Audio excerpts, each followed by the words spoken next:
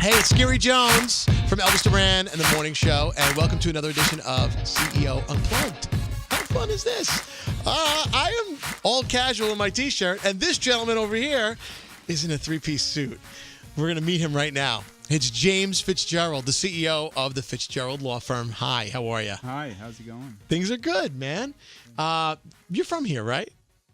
Yeah, well, I grew up in New Jersey and the Bronx, and I'm currently living in Westchester, New York. Westchester, all right. I hit some of the bars on McLean Avenue in White Plains sometimes.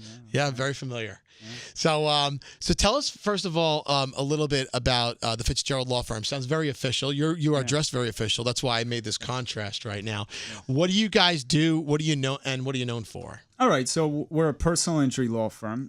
We handle all types of personal injury cases: medical malpractice, birth injury cases, slip and falls, construction accidents, motor vehicle accidents. Anything where you've gotten hurt as a result of someone else's negligence. We help try to fight for your rights. Right on. Okay, very cool. And how long ago did you start? It was you who started the law firm, correct? No, actually, my parents started the law firm. There were a few different names over the years. We became well known as Fitzgerald and Fitzgerald. Mm-hmm. They started the law firms 49 years ago. And congratulations on your success. Thank you. And we've continued to today and still going strong. And you're personally carrying on the family name. I love that. Yes, yeah. And as some people might know you guys from the subway ads that you have. These are famous ads. Can you want to describe to everyone what that is? Well, sure. So, we do a lot of advertising. That's how we get our business. Mm-hmm. Actually, we were the first law firm in New York law firm, to advertise since they lifted the prohibition for attorney advertising in 1979. So, and we became well known, especially for our subway ads and our mascot fighting Irish leprechaun. His name is Seamus. Right on. Okay. Yeah. There it is. Yeah. So some people might be familiar with that. Right. But for others who are not familiar, where, I want you to take us from the beginning to how you got to where you are today, because you've made it to the top of your family's business. Obviously, it wasn't just handed to you. You had to go to law school. You had to go through all the trials and tribulations and go through some experiences yourself. Right. So how did you parlay this into where you are right now? Well, I mean, I started. I have a college degree in electrical engineering. Mm-hmm. Kind of a sub passion of mine. Mm-hmm. Engineering is the application of science and logic to come up with solutions. So I feel that helped me. That gave me a good background for analyzing and being able to present complex cases. Wow. To the jury. Yeah. See, to the naked eye, that doesn't look like. Oh, wait, how could you turn an electrical engineering degree? But what you just said is so succinct. It makes all the sense in the world. It might be a little unusual that background, but and then both my parents were lawyers, and my older brother was a lawyer, so it was natural for me to follow in their footsteps. I grew up in this business. And I was always fascinated with modernizing the law firm, complicated legal processes with technology. How has it changed over the last 49 years? Because a lot of people that might be watching this, including myself, have never had really to go to a lawyer for any specific reason. So that's a good thing. Yeah, that's good. Yeah, that's always the best thing to do. Yeah, is not need a lawyer to begin with. Yeah. But how did you? So how has the industry changed, and how are you guys revolutionizing it these days? Law firms in general are pretty old school, just by their nature. I mean, a lot of law firms. They talk in the language from like the 1800s. If you take a look at any document, I'm like, this isn't. Yeah, exactly. Is this William Shakespeare who wrote this? Exactly, and a lot of things can be difficult to read. The statutes are still written, very archaic.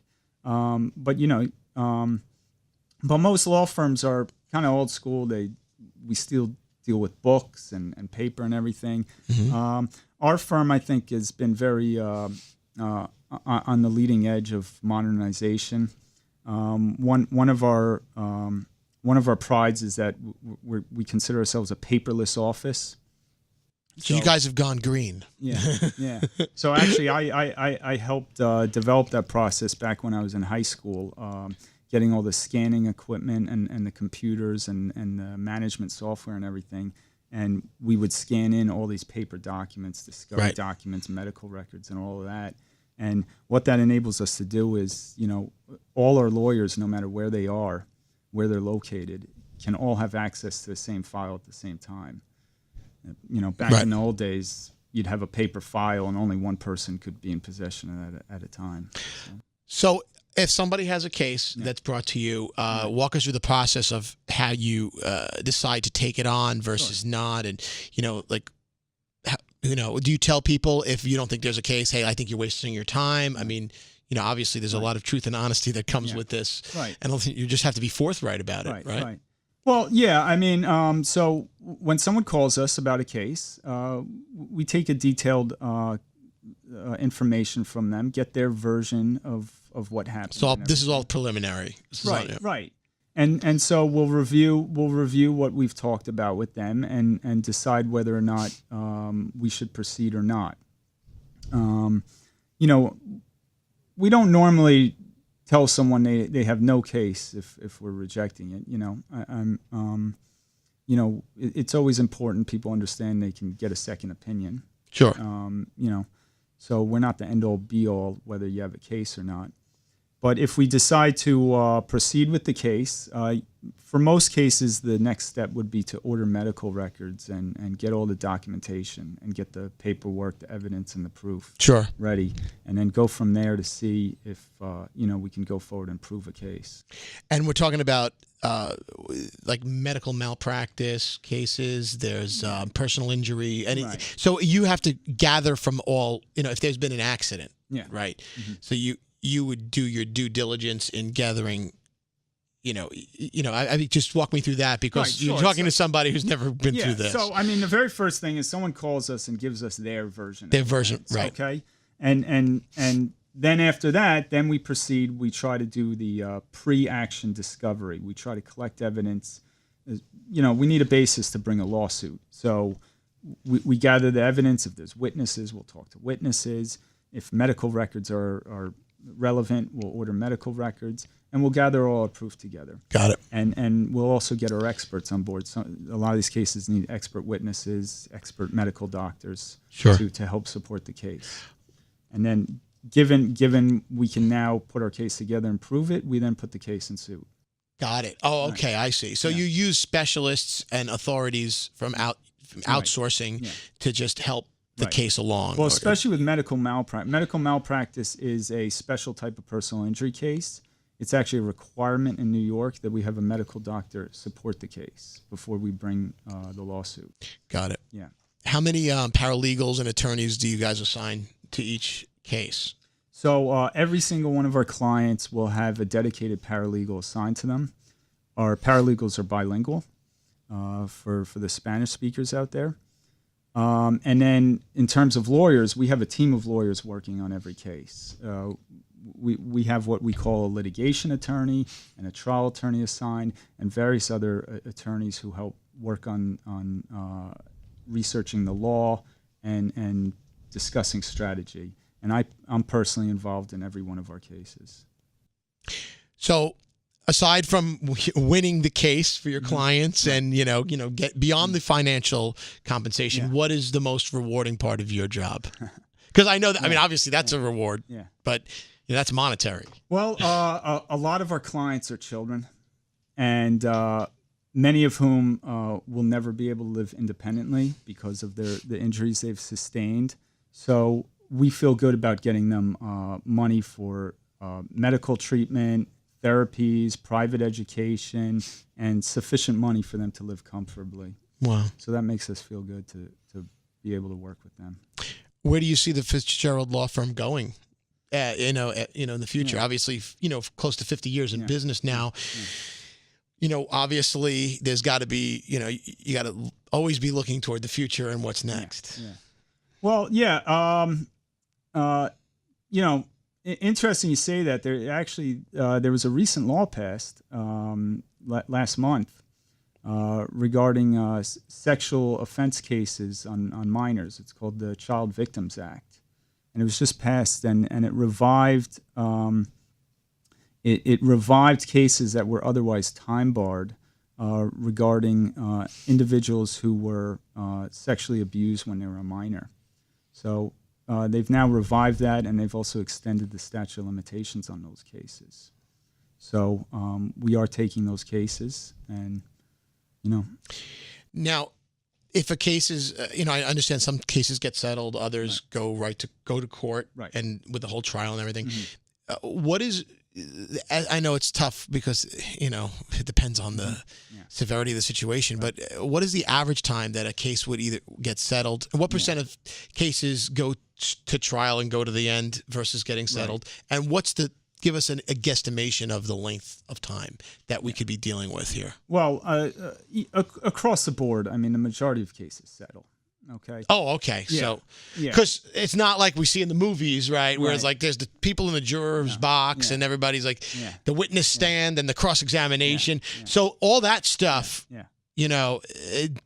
that's like a small fraction of the cases get to that. Is that what you're saying? Well, yeah. And, I mean, we try a few cases every year. But about 95% of cases, and I think across the board amongst all law firms in all states, settle, and about 5 to 10% go to trial.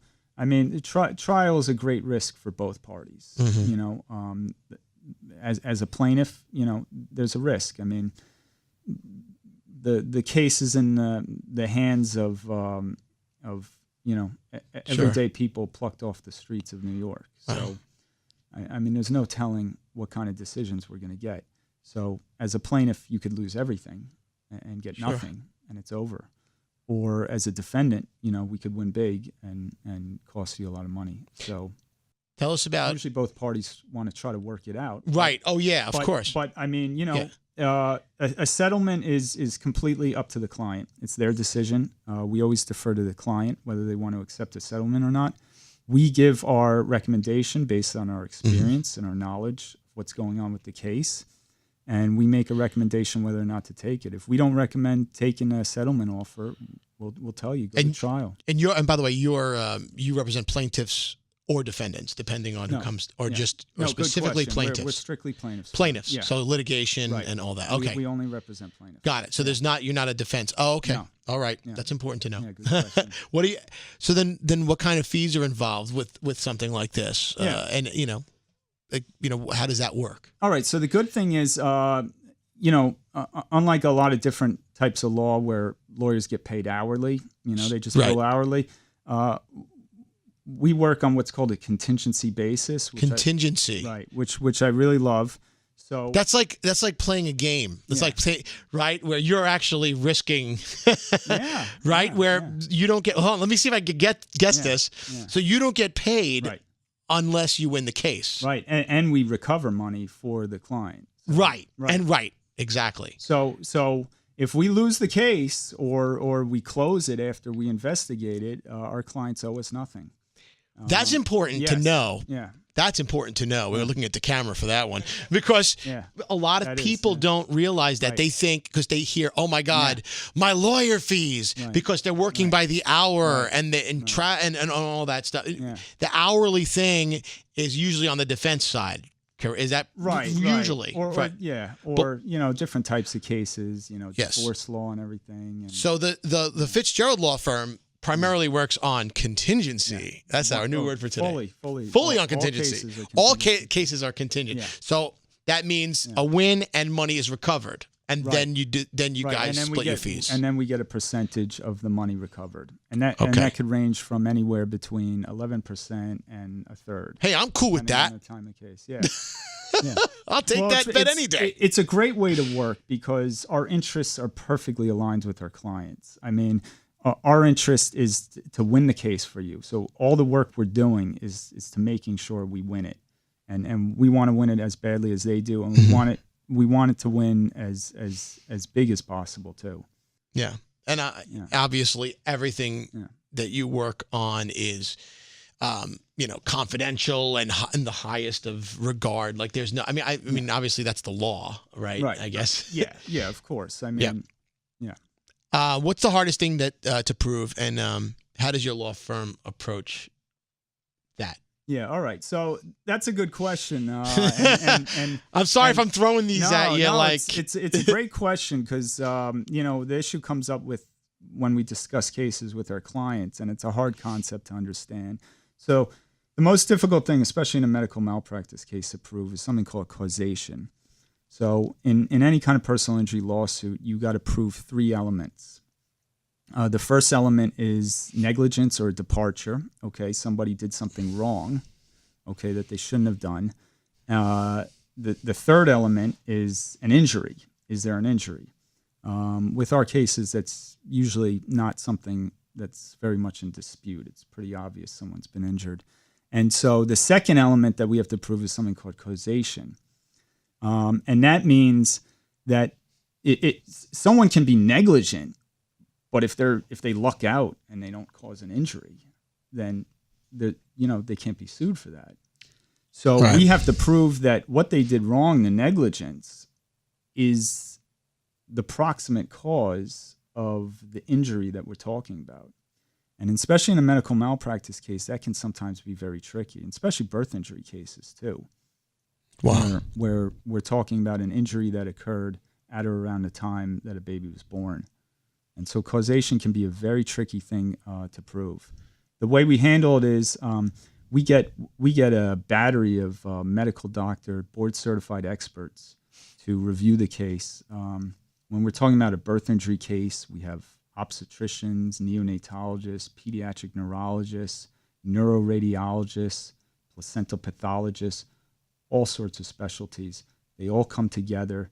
They all bring their opinions together to go put this package together and explain to the court, to the jury, what happened here. Why did this happen? Why did this person get injured? And how did it happen? Would you say that's why someone should use you guys over another law firm? Or is that a whole other thing? Because, because to me, like you just said right there, I'm like, oh, okay, it looks like I'm going to Fitzgerald. Yeah. I'm like, they seem to have, you seem to have your ducks in a row, as I like to say, right? You have everything in order. But but what gives you guys the advantage over your competitors? Well, we're very experienced at handling personal injury cases, especially in New York. We have, like I said before, we've been doing this for 49 years, and we have an excellent track record. We've won over $2 billion in settlements and verdicts for our clients over those years. Not too shabby. Yeah, and we actually hold the highest medical malpractice verdict in New York City ever. So, okay, I think we're well known out there as a firm that can go to trial and can win. Okay, I'm going to need your card after this, just in case. I bought extra. How should people get in touch with you guys if they're interested? So there's many ways to get in touch with us. The main way is to call us. Our number is 800-323-9900. And just give us a call and say you got a new case you want to talk about. Right on. And we got a website, www.lawfitz.com. You can go there. Lawfitz. Lawfitz, LAWFITZ. Yep. .com. And you can go there. You can fill out the contact us form. We have a chat service. Right on. There's, all the usual ways to contact us. Well, this has been very enlightening. Yeah. This is very enlightening for me and informative, and I hope everybody enjoyed this one.